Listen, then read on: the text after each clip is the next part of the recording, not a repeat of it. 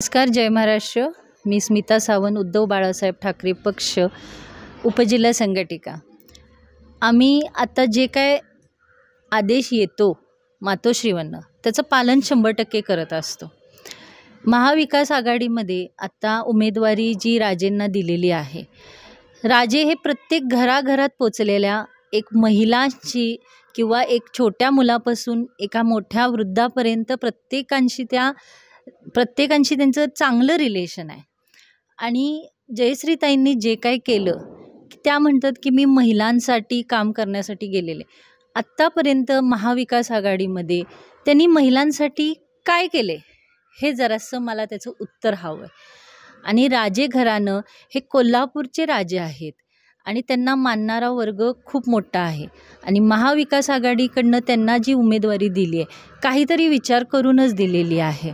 आणि आत्तापर्यंत आम्ही शिवसैनिक म्हणून मागच्या वेळी ज्यावेळी त्या उभारल्या पोटनिवडणुकीला ज्यावेळी त्या उभारलेल्या होत्या त्यावेळी आमच्या शिवसैनिक 150 नगरसेवक हे मुंबईतनं आलेले होते फक्त आणि फक्त त्यांच्यासाठी.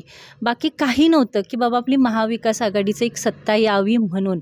त्याचीसुद्धा त्यांनी जाणीव ठेवली नाही.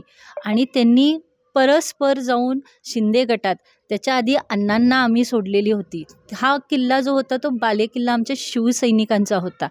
त्याचा न विचार करता उद्धव साहेबांनी त्यांना तो का दिला, सगळ्या गोष्टीचा विचार करून सगळं त्यांना दिलं. एवढं देऊन देखील तुम्ही म्हणताय की आम्हाला त्यांनी काहीच विश्वासात घेतलं नाही किंवा काय नाही. ठीक आहे, तुम्ही एक आमदार म्हणून म्हणत होता की महिलांसाठी काम करणार. तुम्ही तुमच्या फाउंडेशनच्या माध्यमातून महिलांसाठी कार्यक्रम घेतले.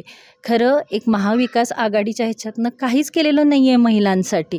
आणि तुम्हाला प्रत्येक वेळी पद पाहिजे म्हणून तुम्ही तिकडे जाताय का? तुम्ही आत्तापर्यंत महाविकास आघाडीमध्ये एवढं सर्व पक्षांनी सर्वच दिलेलं आहे, त्याचा तुम्ही विचार का नाही केला?